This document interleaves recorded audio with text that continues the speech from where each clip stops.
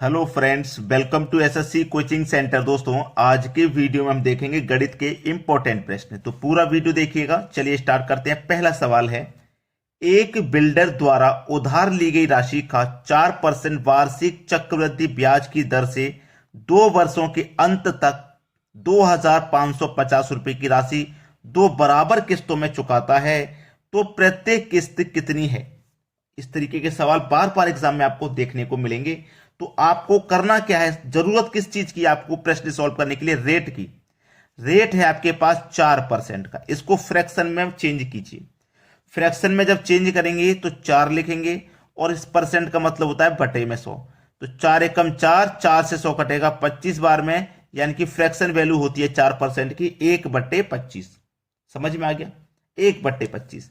अब देखना, ये नीचे वाली वैल्यू प्रिंसिपल का काम करेगी, नीचे में ऊपर वाली जोड़ देंगे तो ये अमाउंट, यानी कि ये हो गया आपका 25।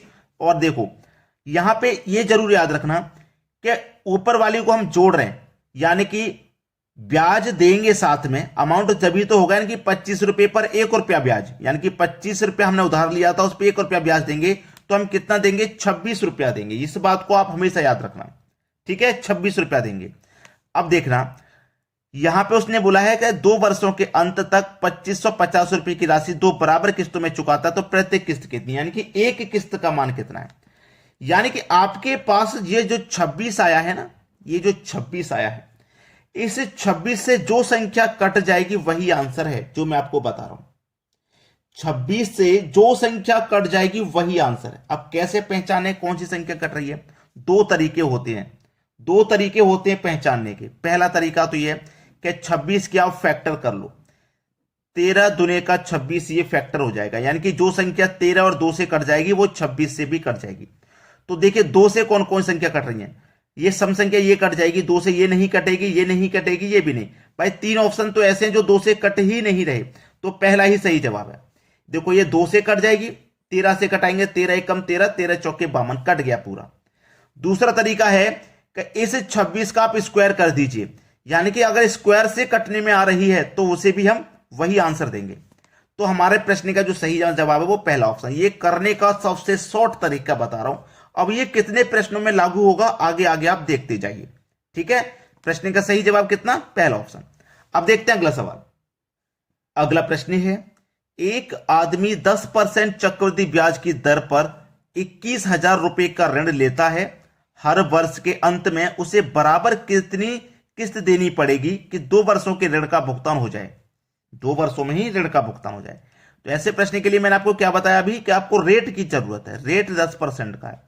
10 लिखेंगे, परसेंट का मतलब हो गया बटे में 100। 10 एकम 10, 10 से 10 बार में 100, यानी कि 1/10 फ्रैक्शन वैल्यू, ठीक है? ये प्रिंसिपल का काम करेगी। 10 में 1 जोड़ेंगे, अमाउंट हो जाएगा, यानी कि 10 और 10 में 1 जोड़ा 11। तो ये जो संख्या है ना, ये वाली मैंने क्या बताया, इसके आप फैक्टर कीजिए। फैक्टर, अब 11 के फैक्टर तो 11 एकम 11 ही होंगे, या फिर इसका स्क्वायर कीजिए, बताया था मैंने। तो अगर आप 11 का स्क्वायर करते हो तो 121 आता है। अब देखो 121 की फॉर्म में कौन सी संख्या आ रही है? 121, बी ऑप्शन। सवाल खत्म।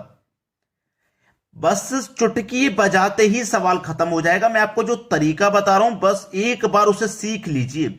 चक्रवृद्धि ब्याज के ये प्रश्न बहुत इंपॉर्टेंट हैं और बहुत से बच्चे इनसे डरते हैं, घबराते हैं कि हमसे नहीं बनेंगे, और जो तरीका मैं बता रहा हूं अच्छे अच्छे क्वेश्चन को बना पाओगे आप। चलिए अब देखते हैं अगला सवाल। अगला सवाल है, 12,300 रुपए की राशि का ऋण 5% वार्षिक चक्रवृद्धि ब्याज की दर से हर वर्ष के अंत में दो समान किस्तें देकर चुकाता है, तो प्रत्येक किस्त की राशि ज्ञात करें। आपको मैंने बताया है ना, रेट से मतलब है, और रेट है आपके पास 5% का, तो 5% का मतलब बटे में 100, 5 एकम 5, 5 से 100 कट जाएगा 20 बार में, 1/20, यानी कि नीचे वाली वैल्यू प्रिंसिपल, दूसरी वाली अमाउंट का काम करती है। मैंने बताया ये प्रिंसिपल हो गया, 20 में 1 जोड़ देंगे अमाउंट, यानी कि ये 20 और ये कितना हो गया 21। तो ये वाली जो संख्या है इसके आप क्या करोगे? फैक्टर, और या फिर इसका स्क्वायर। तो फैक्टर करूंगा, 7 त्रिक का 21, ये फैक्टर हो जाएगा, यानी कि जो संख्या 7 और 3 से कट जाएगी वो 21 से भी कट जाएगी। तो चलिए देख लेते हैं कौन सी संख्या कट रही है। पहले 3 से कटाऊंगा, 3 से कटाऊंगा ना पहले। 6 और 6 12, 12 और 5 आपका 17 और 1 18। 3 से ये कट सकेगी, 7 से शायद कटेगी कि नहीं। 7 निम 63, 3 बचेगा 35, 7 पंजे 35, 7 से नहीं कट रहा, एक शेष बच रहा है, ये हटा दो। 3 से कटाएंगे, 3 3 और 3 6, 7 7 5 12, यानी कि जिन संख्याओं का योग 3 से कट जाए वो संख्या 3 से कट जाती है, तो 3 से ये कट रही है, 12 3 से कटता है। अब 7 से कटा लो, 7 निम 63, 3 बचेगा, 3 में 1 जोड़ देंगे तो 31, 7 चौक 28, 3 बचेगा, 5 जोड़ देंगे, 7 पंजे 35, यानी कि ये कट रहा है, 7 से भी कट रहा है, 3 से भी कट रहा है, इसका मतलब ये किससे पूरा कट जाएगा। सवाल यहीं खत्म हो गया। ऑप्शन में ही डायरेक्ट कटा के देख ले रहे हैं और आंसर हमारा मिल जा रहा है। चलिए अब देखते हैं अगला सवाल। अगला प्रश्न है आपका 13,360 रुपए की धनराशि 8.3/4% वार्षिक चक्रवृद्धि ब्याज की दर से उधार ली गई तथा उनका वापसी भुगतान 2 वर्ष में 2 समान वार्षिक किस्तों द्वारा किया गया। प्रत्येक किस्त की राशि क्या थी? रेट से मतलब है, मैंने बताया रेट इस बार बहुत तगड़ा दिया गया 3/4, यानी कि 8.3/4%। अब इसकी फ्रैक्शन वैल्यू कितनी हो जाएगी? 4 अट्ठे 32, 32 में जोड़ देंगे आप 3, 4 अट्ठे 32 में 3 जोड़ देंगे 35, और बट्टे में कितना है 4, और परसेंट का मतलब भी बट्टे में 100 होता है, तो 400 हो जाएगा, यानी कि 35/400 ये हो जाएगा। ठीक है, अब 5 से कटा दो, 5 सत्ते 35 और 5 से इसको कटा देंगे, 5 बट्टे 40 और 1 जीरो, यानी कि 7/80, यानी कि नीचे वाली वैल्यू लिखूंगा पहले में 80 और 8 80 में जोड़ दूंगा 7, तो ये हो जाएगा 87। अब क्या करना है आपको? 87 के फैक्टर कर लीजिए या 87 का स्क्वायर कर लीजिए। अब मैं यहां पे 87 का स्क्वायर करता हूं डायरेक्ट, तो मुझे याद है 87 का स्क्वायर क्या होता है? 7569, ये 87 का स्क्वायर होता है 7569। देखिए है क्या किसी ऑप्शन में? 7569 बी ऑप्शन में दिया तो गया है, आंसर मिल गया हमारा। मिल गया कि नहीं मिल गया? चुटकियों में स्क्वायर याद करना अब आपको मालूम हो गया होगा कितना जरूरी होता है, स्क्वायर से कितनी जल्दी आंसर आप ला सकते हैं। चलिए अब देखते हैं अगला सवाल। अगला सवाल है कुछ धन उधार लिया गया, इसे 2 वार्षिक किस्तों में चुकाया गया। यदि प्रत्येक किस्त का मान 8,802 रुपए हो तो चक्रवृद्धि ब्याज की दर पर 5% वार्षिक हो तो कितना धन उधार लिया गया? इस बार किस्त का मान नहीं पूछ रहा, कितना धन उधार लिया गया ये पूछ रहा है। चलिए रेट हमारे पास 5% का है और 5% की फ्रैक्शन वैल्यू होती है 1/20। ठीक है, पहले मैं क्या करता था, ये 20 लिखूंगा और 20 में एक जोड़ के लिखता हूं 21, यही तो लिखता हूं।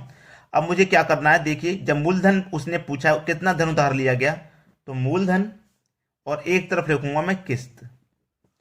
ठीक है, देखो मेरे पास मूलधन कितना है? मूलधन मेरे पास कितना है? 20 × 21, यानी कि 20 रुपया लिया है, उस पर 21 रुपया हो गया। और किस्त क्या रहेगी आपको अच्छे से पता है कि 20 रुपये पर 1 रुपया ब्याज, यानी कि 21 रुपये वो देता है किस्त में। किस्त कितनी है हमारे पास भाई? किस्त कितनी दे रहा है वो? 2 किस्त दे रहा है, 2 वार्षिक किस्त है, यानी कि पहली किस्त 21 रुपए की होगी, दूसरी भी 21 की होगी। ठीक है, चलो 20 और 21 का मल्टीप्लाई आप जब करोगे, 20 और 21 का मल्टीप्लाई कितना हो जाएगा? 420 हो जाएगा। कितना हो जाएगा भैया? 420 हो जाएगा। ये इन दोनों का मल्टीप्लाई कितना हो जाएगा? 441। ठीक है, इनका मल्टीप्लाई कितना हो गया? 441। अब देखिएगा इसका हमें क्या करना है, ये जो पहली संख्या है ये 20 है ना, 20 का स्क्वायर करूंगा मैं 400 हो जाएगा, मुझे पहली संख्या ले ली। इस वाली संख्या का स्क्वायर करूंगा 441 हो जाएगा। यानी कि मुझे इससे मतलब नहीं था यहां पे, क्योंकि मुझे चाहिए था मूलधन, और मूलधन मेरा कितना निकल के आ रहा है? 20 रुपया। ठीक है, मूलधन मेरा 20 रुपया निकल के आ रहा है, तो मुझे केवल 20 से मतलब है, इस 21 से मल्टीप्लाई मैं नहीं करने वाला भी। ठीक है, ये किस्त मेरी 21 रुपए की है ना, 21 का स्क्वायर कर दिया मैंने 441। अब देखिएगा ये मेरे पास कितना आया था? 420, और ये 441 आया है, दोनों को जोड़ दूंगा 820 हो जाएगा। ऐसे ही यहां पे ये 841 था, ये भी 441, ये भी 441, मिलकर के 882 हो जाएगा। हो गया कि नहीं हो गया? अब मुझसे क्या पूछा है? कितना धन उधार लिया गया, कितना धन उसने उधार लिया गया था, ये पूछा उसने। अब देखो यहां पे उसने पूछा है कितना धन उधार लिया गया। ये किस्त मेरे पास कितनी है? 882, और ये किस्त का मान मेरा कितना है? 882। बिल्कुल ठीक आ रहा है, ये भी 882, ये भी 882। तो मुझे मूलधन ही तो निकालना है 800। 800 का क्या करोगे आप? 2 गुना, 820 का 2 गुना करोगे तो ये 1640 हो जाएगा। और 1640 किस ऑप्शन में? ये देख लीजिए 1640 बी ऑप्शन है। सवाल खत्म। ठीक है, ये मेरे पास किस्त का मान है जो दिया गया था, बिल्कुल वही निकल के आ गया। ये मेरे पास मूलधन निकल के आ गया अब मूलधन का मैंने क्या किया, दोगुना कर लिया, यानी कि 1680। ठीक है, चलिए अब देखते हैं अगला क्वेश्चन। अगला क्वेश्चन है, कोई धन उधार लेकर 121 रुपए वार्षिक 2 किस्तों में चुकाया गया। यदि चक्रवृद्धि ब्याज की दर 10% वार्षिक हो तो कितना धन उधार लिया गया। अभी जो सॉल्व किया ना, बिल्कुल वैसा ही प्रश्न है। 10% का दर है, फ्रैक्शन वैल्यू होती है 1/10, यही तो होती है। एक तरफ मूलधन लिख लूं, एक तरफ किस्त लिख लूं। अभी जो किया था वैसे ही करना है। मूलधन 10 है, 10 में एक जोड़ देंगे 11, दोनों का मल्टीप्लाई कर देंगे 110। किस्त मेरी कितनी है, 11 की, 11 इंटू 11, यानी कि 2 किस्त 11 की होंगी, 11 11 की, कितना हो जाएगा 121। 11 11 का मल्टीप्लाई 121। अब 10 का स्क्वायर करूंगा मैं 100, 11 का स्क्वायर करूंगा 121। अब ये वाला 110 और ये वाला दोनों को जोड़ दूंगा तो ये 210 हो जाएगा। पहले भी ऐसे ही जोड़ा था, यहां पे भी बिल्कुल ऐसा ही करो, यहां पे भी क्या करेंगे, बिल्कुल वैसे ही करेंगे। उसने क्या पूछा, कितना धन उधार लिया गया। अब देखो यहां पे मेरे पास एक कोई धन उधार लेकर 121 रुपए वार्षिक 2 किस्तों में चुकाया, यानी कि हमें किस्त का मान यहां पे जोड़ने की जरूरत नहीं है, क्योंकि 121 रुपए आ रहा है और 121 ही हमने किस्त ली थी, यानी किस्त का मान पहले से हम 121 दिखा रहा है। ये भी 121, ये भी 121। तो देखिए ये मेरे पास कितना आ गया, 210 आ गया, यही आंसर है। कितना धन उधार लिया गया था, 210। पहला ऑप्शन बिल्कुल सही जवाब। सवाल खत्म हो गया। चलिए अब देखते हैं अगला क्वेश्चन। अगला सवाल है दोस्तों, अभी तक हम देख रहे थे चक्रवृद्धि ब्याज के किस्त वाले प्रश्न, लेकिन मैंने 2 प्रश्न इसमें और शामिल किए हैं जो कि बहुत इंपॉर्टेंट थे। एक टीवी की कीमत में 500 रुपए की बढ़ोतरी होती है तो कीमत बढ़कर 10,500 रुपए हो जाती है, यानी कि 500 रुपए की वृद्धि होने के बाद 10,500 हो गई उसकी कीमत। तो बताएं कि टीवी की कीमत में कितने प्रतिशत की वृद्धि हुई, यानी कि जो वृद्धि हुई है उसे उसने किस में पूछ रहा है, वो पूछ रहा है प्रतिशत में। देखो 500 रुपए की वृद्धि हुई ना, जब 500 रुपए की वृद्धि हुई है तब 10,500 हुई है, यानी कि अगर मैं इसमें से 500 निकाल दूंगा तो मेरे पास जो कीमत होगी वो 10,000 होगी। ठीक है, 500 की वृद्धि होने के बाद वो हो रही है 10,500। कितनी की वृद्धि होने के बाद, 500 की वृद्धि होने के बाद। चलिए कितनी की वृद्धि हुई, 500 की। अब हमारे पास जो हम प्रॉफिट या लॉस निकालते हैं हमेशा कॉस्ट प्राइस पर निकालते हैं, जो कि हमारे पास 10,000 है। ठीक है, प्रतिशत के लिए आप पूछेंगे तो 100 से मल्टीप्लाई करना होगा। 2 जीरो से ये 2 जीरो कटा दो, 2 जीरो से ये 2 जीरो कटा दो, कितना निकल के आया, 5%। पहला ऑप्शन सही जवाब। क्लियर है ना। चलिए अब देखते हैं अगला क्वेश्चन। अगला सवाल, 2 संख्याएं तीसरी संख्या से 20% एवं 25% कम है, तो बताइए दूसरी संख्या पहली संख्या से कितना कम है। बहुत अच्छा सवाल है भाई, यह सवाल मैं आपको होमवर्क के लिए देने का मन कर रहा है और मैं इसे होमवर्क के लिए भी दूंगा। ठीक है, क्योंकि इस तरीके के सवाल को आप जब करते हो प्रैक्टिस के तौर पे तो आपको बहुत अच्छी प्रैक्टिस होती है, और इस तरीके के सवाल को जब आप कर लेते हैं तो कॉन्फिडेंस भी आता है कि भाई हम इन सवालों को भी बना सकते हैं।